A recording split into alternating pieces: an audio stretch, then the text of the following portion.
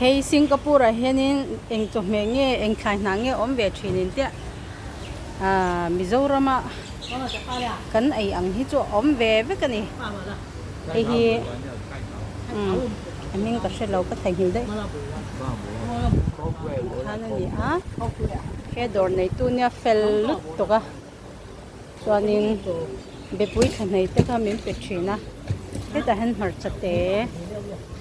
hei hi mar chate hei hi matcha sen hei mai pol ate chin a chuanin hei hi an tram te chi nyang hei phang ma chang chi hei phang ma hring ania hei purun hei carrot ani a chuanin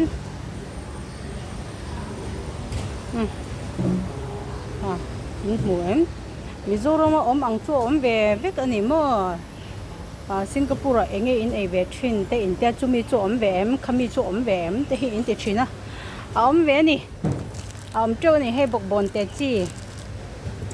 ani a hei marcha marcha lian chi ki chu tui ka ti ve lo mo chuanin hei hi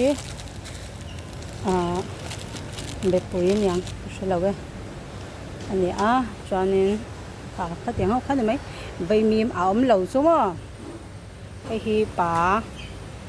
a om lo ho chu heng hi chang chor kan tiang khani a hei chang chor te po om be ni mo chuanin hei hi broccoli na ni kha hi chunga te po om chewa om lo chu mai an te mai an ani lo mo mai an ti do su mo mai an ti tu a chan chu a na kha an na ni ba khanin mai an na ni chuanin be loi na ti vel te kha tiang kha om ve lo ani me a ai tin an tin lo a em pon se kan kalang auntie se se ni bye bye see you kan ho tong